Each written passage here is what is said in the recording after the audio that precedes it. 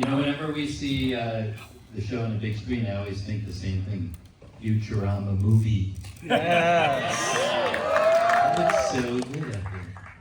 I'm looking at the man. By the way, it's so much fun because we watch the show like everybody else at home, and to see it with a crowd laughing when you do laugh is very nice.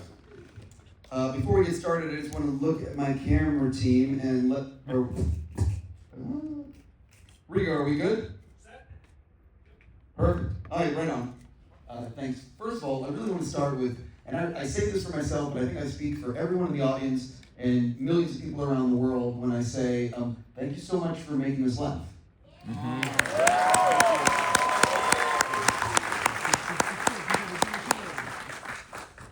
And jumping in, so I have so many questions for you guys, but what is the funniest or strangest way you learned that a new generation had discovered the series? Reddit. Yeah, that's how you find out. You go online and there's all these people, I wasn't born then. I got a friend of mine gave me a drawing that his daughter did, who was not born when the show started, and she was she was about 6 maybe, and it was Bender and Fry, but she had never seen the show. But she heard Bender was a robot, so there was a robot, and she drew a French fry. That was cute. Futurama is famous for sneaking real math and science into jokes. What's the proudest nerd Easter egg you got on TV? This might be me. That's got to be you, Dave. That's gotta be. That's definitely a How come every time someone says the word nerd, everyone listens? I guess for me, probably, we did an episode called The Prisoner of Benda, which is one where all the characters switched brains and they talked to each other's voices, and it became this complicated math problem of like, is there any way to switch everyone back so that they can get back to their original bodies? And there were certain rules like, well, the same two people that already switched couldn't switch again. So your brain had to travel through a series. So the question was, is there any way to get everyone's brain back to their original body? And we were talking about this story in the writer's room, and we didn't know the answer. We said, we've written ourselves into a corner, we don't know the answer. And that was the end of the day. We went home. We came back in the next day, and one of our senior writers, Ken Keeler, who has a PhD in applied math, jumped up on the couch and he said, I proved a theorem. This is true. And he then went through it on the board. So he proved that if you can get two strangers added to the mix, then you could always get everyone's brain back to their original body, including the strangers. So we used that to solve the conundrum on the show, but also at the key moment on the show, at the climax, and this is probably the only time in cartoon history, for about 1/4 of a second, we cut to a chalkboard that showed the entire mathematical proof. And it's the correct proof. And we have that chalkboard here. That's pretty hardcore nerd. Right? Yeah, it's one of the things I love about the show.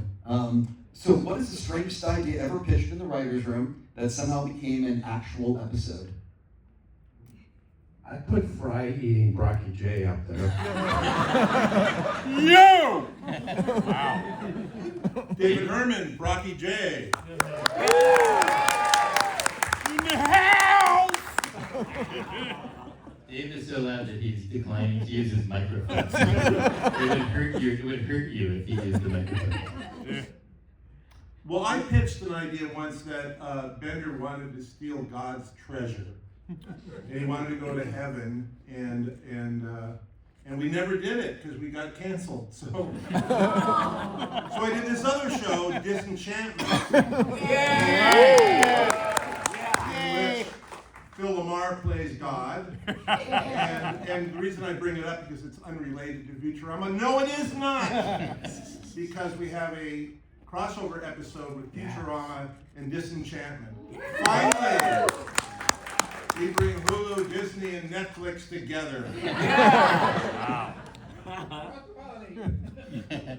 Wow. That's coming up on September 21st. Cool. Yeah. I actually don't think I knew that was coming, but I'm apparently not a fan. For each of you guys, which episode best represents what each of you think Futurama is at its core? And if you don't like the question, I got like 75 others. These are very thoughtful, tough questions. I apologize. Oh, no, they're great. Billy, you must have one. Yeah, who wants to start, Pete? In a wall. No, I asked David this question earlier because this is what I think about Futurama. Does the Wheeler-DeWitt equation really matter? Is the future, in a technical sense, already there?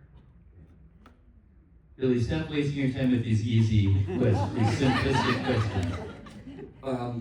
I'd love to tell you, but I signed an NDA. I know, I've heard Billy talk about one of my favorites that is a Fry episode, but how about the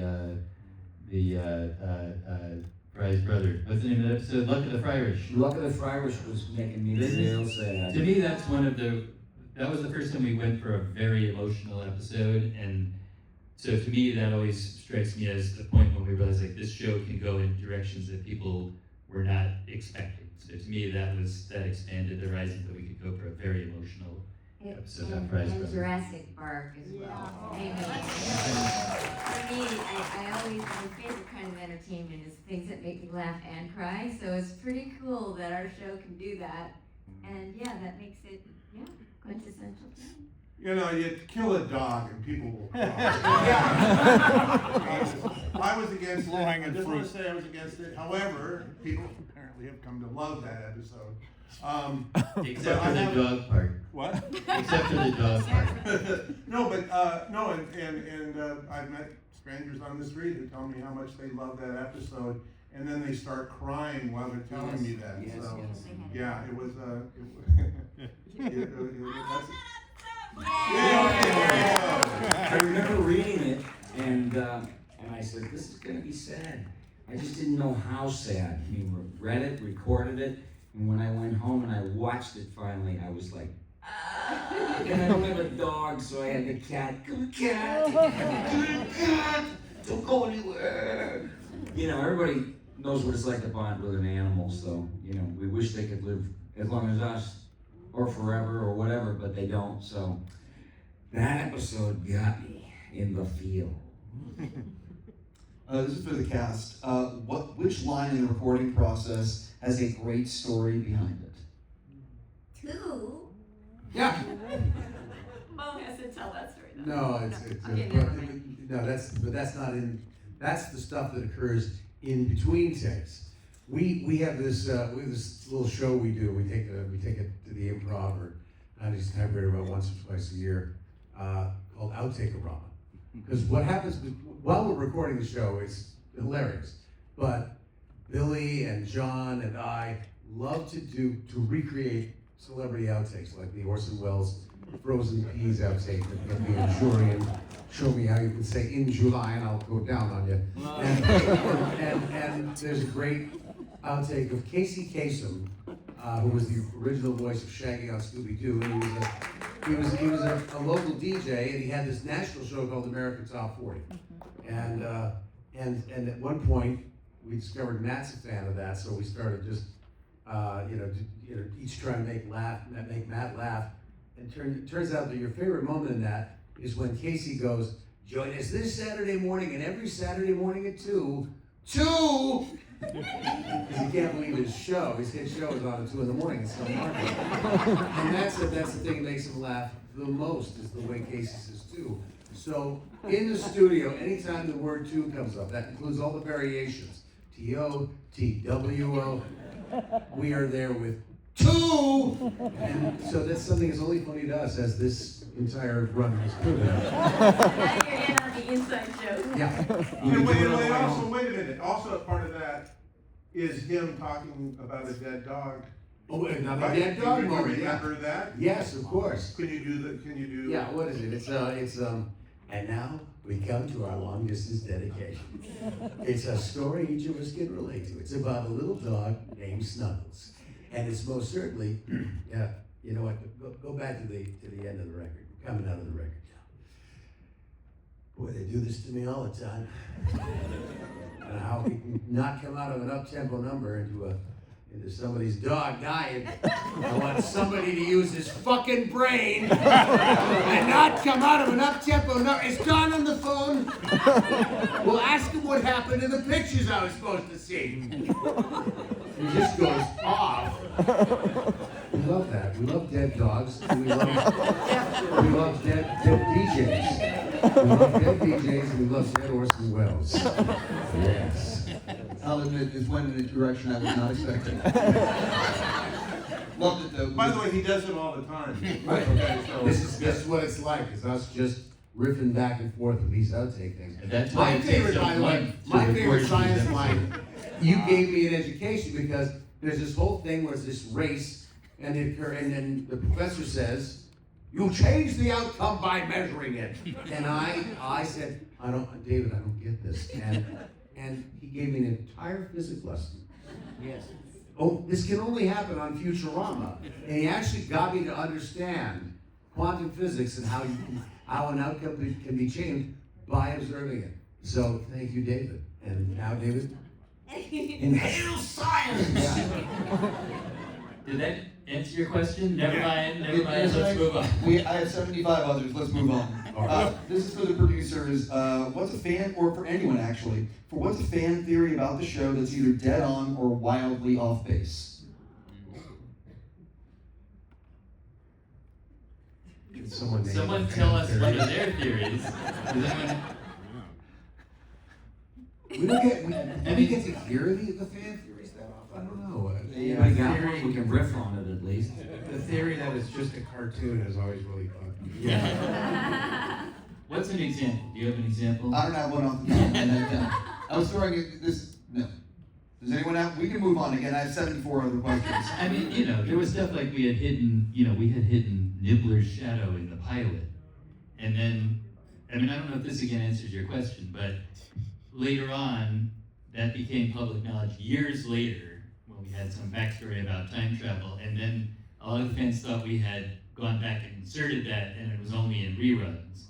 But it was always there. So that's a I will say you did insert it after I think we had maybe even got color back, but we hadn't aired it yet, and it was inserted. It was not originally there, but it was originally there by the time it aired. Yeah, because in between, that's when Nibbler went back in time and changed the picture you were drawing. wait, for clarity, because you just confused things. Before the pilot aired, it was put in. So it was put in for the pilot. It was I always said there. that. It was always there. Okay. Wow. I think we're just fanning the flames of this conspiracy. This is for the cast. Which character is the most fun to play, and which one is the most physically exhausting on your voice? Oh, that's a question for you, Billy, since you do all the voices. The professor, as time wore on, he went from being, his voice was like, well, Fry, and then it turned into, hey! And David liked it the angrier that he got. So that one is a tough one on me. He's probably the most fun for all of us to play because we all, when we're in the studio recording the show, the other thing we do between takes is do each other's characters. So John DiMaggio does a pretty great Professor Frosman. Oh my, yes! And we just go a little crazy doing each other's characters. Tell me where he lives, will you? Tell me where he lives. Give me his phone number. DiMaggio? I'll kill him.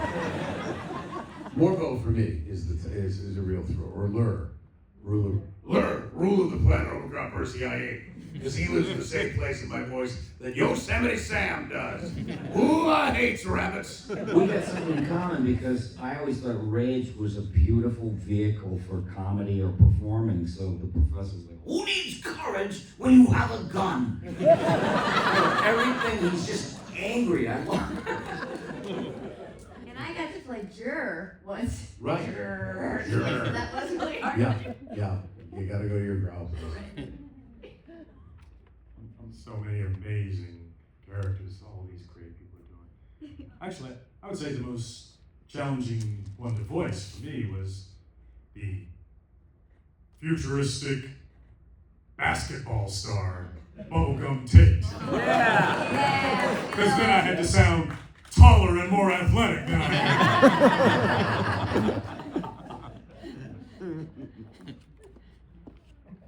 By the way, how was it to hear your voices on the big screen? Oh, That was awesome. great. Isn't that amazing? That's beautiful too. And how we cut it together? It was Yes, beautiful. but the ring was blowing my mind. It was breathtaking. It was so Great. beautiful. Yeah, shout out to Rough Draft for Yeah. amazing animation. Really great. And by the way, let's compliment the directors, Edmund Fong, I believe, for the first one, and Crystal Chesney Thompson. I think Crystal is in the house tonight if she wants to stand up and say, I think Is Crystal here? Yeah.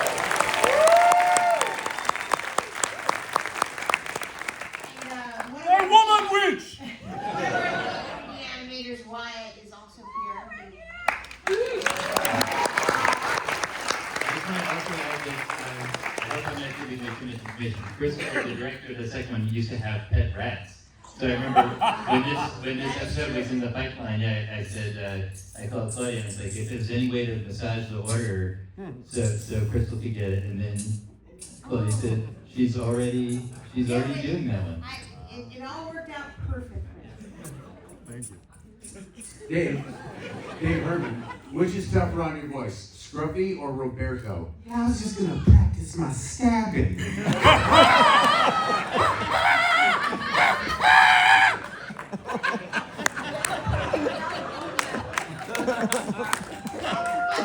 It bothers Dave's voice. Is that true, Dave? What's that?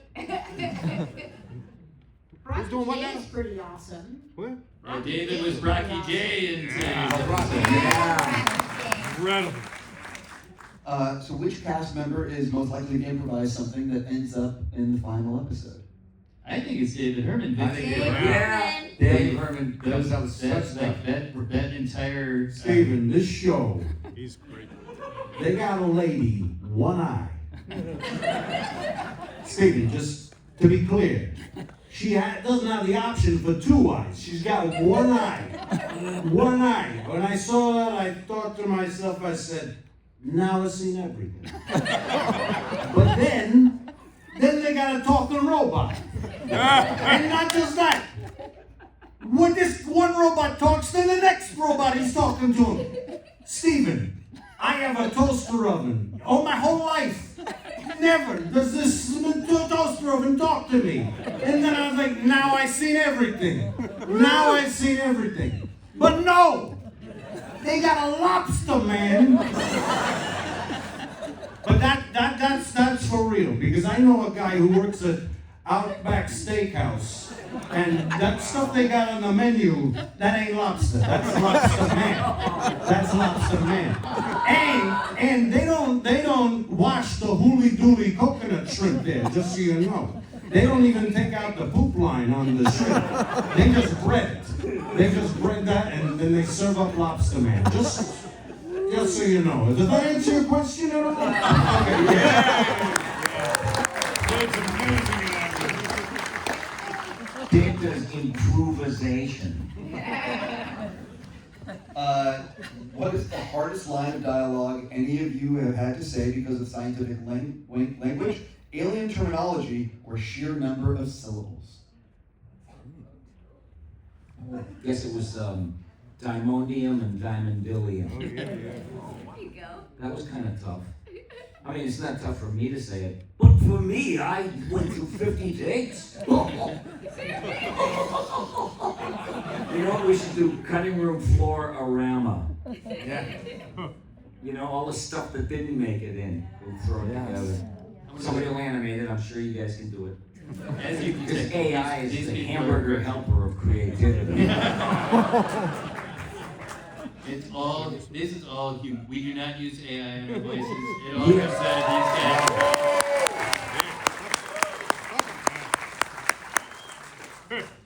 And by the 38th take, they always get it.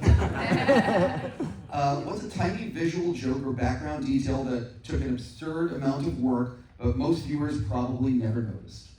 Claudia? Sounds like a question for Peter Evans. Oh, I wrote Peter that Evans, one down. Yeah, that's a Pete question. I mean, I think we go through pretty, you know, we have like 3 people or 4 people who literally go through every frame of footage before these guys ever see it, and we really kind of hone it tremendously before we, you know, bring it to Matt David and the writers, and then it sort of gets improved again. But I think sometimes we adjust things nobody but us notices or sees, but we can't unsee it. So there's a lot of stuff, and I mean, we don't get to verbally ad lib, but you know, if they give us a robot chop shop, it's packed with Rosie and Bill and Ted robots and everything we can pack in it. And meanwhile, in Times Square, I don't know if I ever told you this, but there's a spider robot frozen. When the whole world is frozen, there's a little spider robot kind of swinging there. I gotta watch this show. Yeah. For me, I know I had to argue that when in Parasites Lost, when Leela chopped them all up with the axe, which I really loved.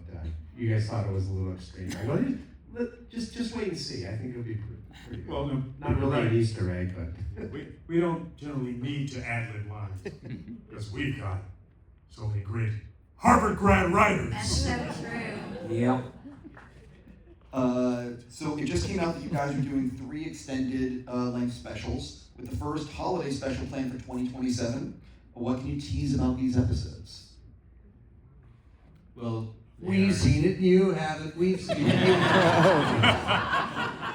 I mean, it's very exciting, first of all, because I was just saying how great the show looks as on a movie screen. So in this case, we get to write them a bit more like movies because they're closer to movie length. So I think they're going to be very good. The holiday episode, what can I say without tipping too much? It is about. There's this lady. She's got one eye. and one socket. Just what not missing an eye. You know what I'm saying?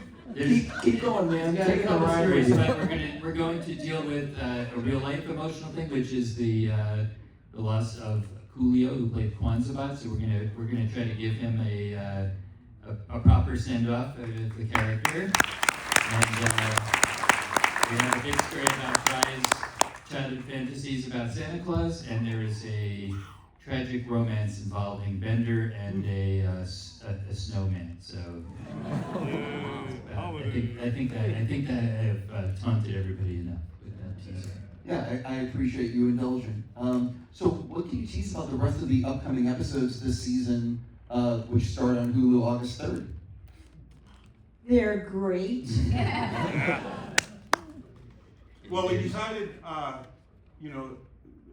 that we've done it where we release them all at the same time, and that's really fun. It's really fun for a weekend, and then the fans who are watching the entire show are saying, "When's the next season coming out?" So this time we're going back to the old-fashioned way of, two on the premiere on Tuesday. Wow. Say this now. Thank you.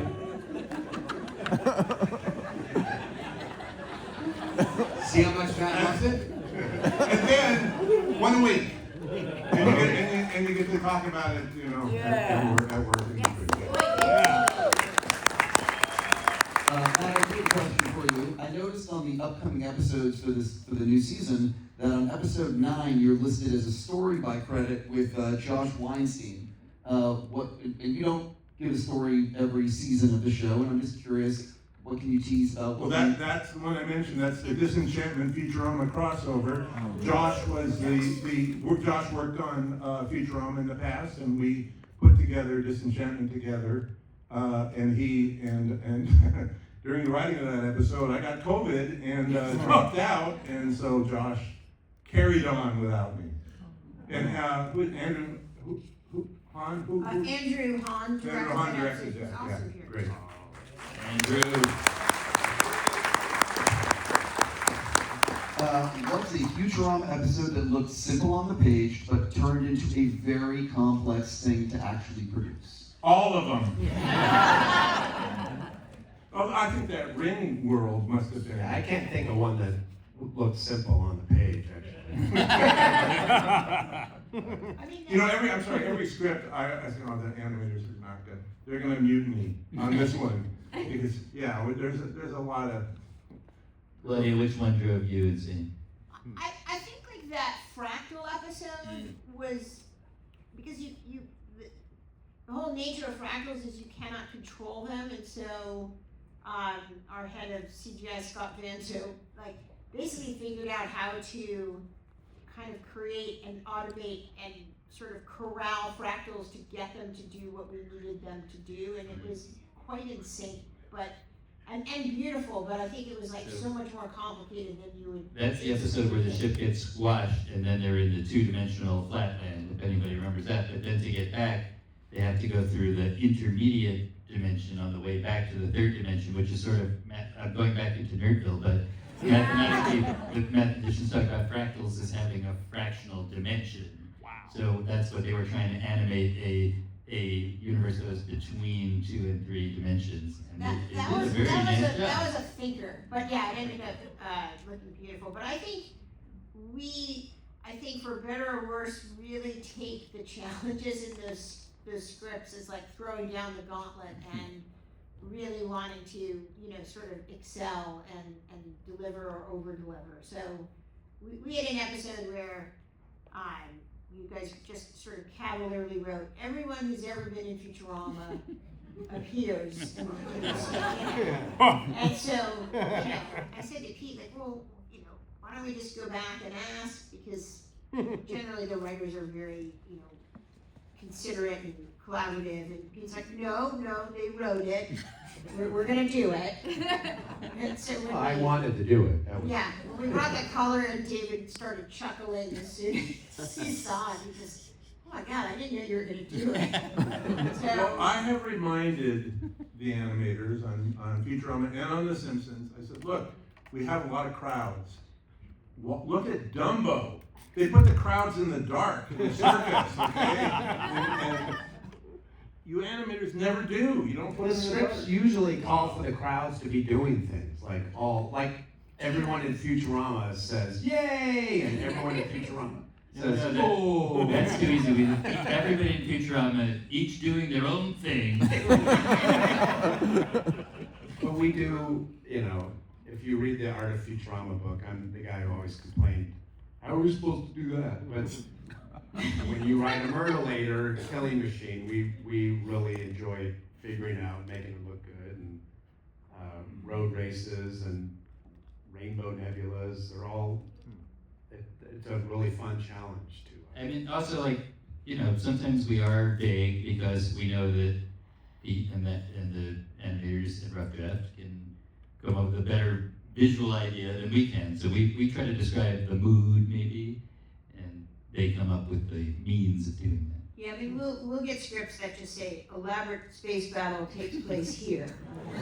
We sort of take it from there. So I think the beauty is we've all been working together so long that there's sort of a great shorthand and trust, and we're so fortunate to get the scripts that we get, and hopefully we live up to them and sort of give them a value added when we return them on the screen. At this point, Futurama has survived multiple endings and revivals. Which cancellation felt the most final, and when did you realize the show might actually be immortal? Well, the first cancellation wasn't even really a cancellation. I think they just stopped returning Matt's phone calls. It was kind of got ghosted, not canceled. This is a true story about that. Yeah, we were working for the Fox network. We had offices in a building that Fox owned, off the lot, but a building Fox owned. And so we were in there for like 4 years in this building. And we were working the last season, waiting, they haven't picked us up, what's gonna happen? Then one day a real estate agent comes through while we're at work. We got 4 offices over here. That's probably not a good sign. That might be worse than being ghosted. Okay, so one of the times we got canceled was on Comedy Central And the president of Comedy Central called to say that he was sorry to cancel us. Many years went by. Last year, I got on a plane to go to the New Orleans Jazz Fest, and sitting next to me was the guy who canceled us. Oh, wow. And he said, "You probably want to punch me in the face." But you know what? It was, you know, it's all showbiz. He was a very gracious guy. I'm not going to name him. You can look it up. But I hope you left him something very special on his seat when he went to the in restroom. fairness, Matt, he also brought us back onto Comedy Central after we had been canceled, right? That's true. So, Oh, I shouldn't have punched him.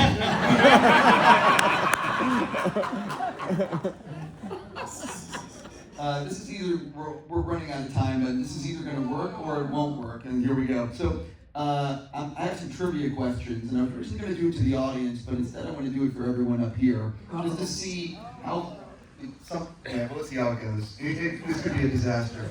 So if, I'm just curious, who will raise their hand first or say out the answer?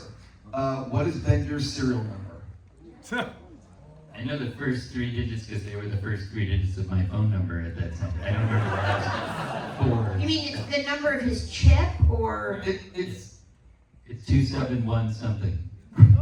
I know the combination of Fry's safe back in 1999. 3. Hey, Pete, you know it off the top of your head? I got it right here. Wait, actually, for the audience, does anyone know? 271-6057. You got it. Wow. Okay. That person should absolutely get on the prize line. It's the sum of 2 cubes. I will tell you that as you leave this theater, there are, I don't know if people know this, there's like these Futurama bags, which have some really cool stuff in it. So, what's the name of Fry's dog from the past? Seymour. Okay. Sorry. That was an easy one. No, I think people just want to scream it out. What is we've already talked about this. In Roswell That Ends Well, what was the name of Fry's original grandfather before Fry accidentally caused his death? Enos. People are just calling out. He was an By the way, one of the interesting, best episodes. Really great Well. episode. We love it. well, because Enos was, he was trying to figure out who and what he was, and hey, Fry, did you ever get the feeling he was going out with girls because he's supposed to?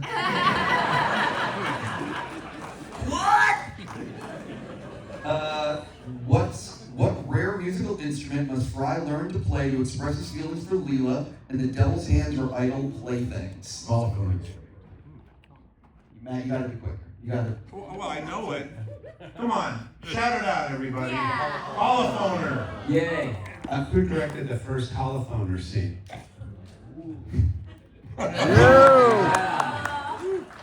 What is the name of the robot devil's domain located underneath the abandoned Reckless Rex ride at a New Jersey amusement park? Very detailed. Oh, this one is the last one, so figuring. Robot Hell. Oh, yeah. I know these things. You get a prize. Robot Hell. So, because they're gonna make me end, I am curious though, this is probably my last question. What's it like actually in the editing process of this show? Like, how much do things, because with animation, things can change. And I'm just curious, like, how has it changed in the editing room, maybe in ways you didn't expect? Or is it, where does that process sort of happen when you're looking at it? Do you ever notice, oh, wait a minute, we need to tweak this? I would say it's not, I mean, we do a lot of work in editing, but I think in the type of stuff you're thinking about is probably more like the animatic stage. If you guys want to describe what the animatic is? Yeah, I mean, I think we have several real benchmarks for editing. The first is the radio play, which is our editing team takes all the wonderful voice performances we get, and out of that embarrassment of riches, creates like the ultimate take. Sometimes it's multiple takes stitched together, sometimes it's one run, and then David works really closely with the editor on finalizing that radio play. That's Paul Calder, our Paul long-time Calder. editor. He's really great. And then we storyboard really, specifically of the acting is completely inspired by the voice performances, but the filmmaking and the physical acting really comes from the director and the supervising directors and our board artists, and then we shoot something called the storyboard animatic, which is really the storyboard exposed to the radio play, and that's sort of when we bring it back to Matt, David, and the writers, and it's actually a really good tool to evaluate either what's working or not working, and we sort of take it from there. Yeah, so I think that is probably the type of thing you think. So at this middle stage, we see it's a black and white pencil drawing. I mean, I don't think actual pencils are used anymore, but you know what I mean. And it's just jerky poses, but enough to convey all the key emotions and key actions. And we hear that with the whole dialogue track going and some temporary music and things. And you know, that's really the stage at which everyone can kind of see if it's working, if there's a boring part, if it's too long, we have to cut something. Sometimes something's not clear, so we'll even write an entirely new scene or two at that stage. So that's really where it gets, it can be fixed out if there's any problems, or made better if it's already perfect. We do that before it goes to animation. That's the stage where we're doing key drawings. Has an episode ever gone through, like, have you ever reached a point where you're like, maybe we really need to redo a bunch of things, or is it always, like, when you get to that stage, it's only minor things that have to be adjusted? I mean, when it comes back in color? No, like, as when animation? you're doing, before you're animating, when you still have that ability to make changes without getting expensive, you know? I mean, I think early on, we had, you know, I mean, I'll tell a small story out of school, which was the very first Futurama, the pilot. I think we were running behind, so I think we literally screened that episode on a Saturday of some holiday weekend, I can't remember, and we screened it, and Matt, David, and the writers left, and Rich Moore and I who directed it, were sitting, waiting in Matt's office, and waiting. Rich was like, We thought you had left, we went home. yeah, so Rich started to go like, we're getting fired. I mean, we're fired. I go, no, it's fine. So eventually, I think David or Matt came back and said, oh, you know, we have some story stuff to figure out. You guys can go and you know, and we'll get back to you. We'll send you the script. So I think pilots are so hard, that one sort of had a larger than normal rewrite. But for the most part, you know, it's a pretty smoothly running machine, and Matt, David, and the writers are so dialed into what the show is and how it works and how great these characters are, that pretty much it's just honing from, you know, from the first record script on. Well, you know, I love the pilot, but the executives at Fox did not. They said, we thought this was going to be the Jetsons. And it's so dark. Why is there a suicide booth?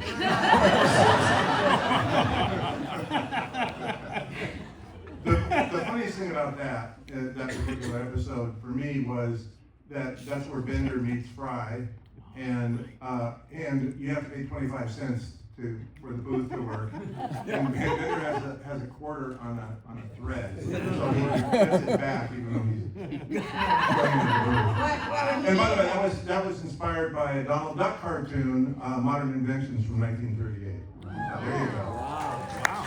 And by the way, I also want to say that I think that pilot is fantastic. And so does the internet. And they rave about how great that pilot is. So. Donald Duck commits suicide? And by the way, while the panel's still going, can we all thank Hulu and Disney for bringing it back? I also want to just say real quick, a huge thank you to Hulu for letting this event happen tonight, and for screening the episodes in this amazing theater. And also, I just want to say a huge thank you to all of you for coming out. Yes. Thank you so much. Thank you all for being in the world of tomorrow. I'm just going to say real quick, it would be great if everyone could stay seated while I let the panelists exit and leave this way. Please, I really appreciate it. But as I said, you can also go up there because there are gift bags for everyone, and I promise you, there's like a cool vendor. I don't want to spoil anything, but I'm saying go get the gift bag. On that note, thank you guys all for making this.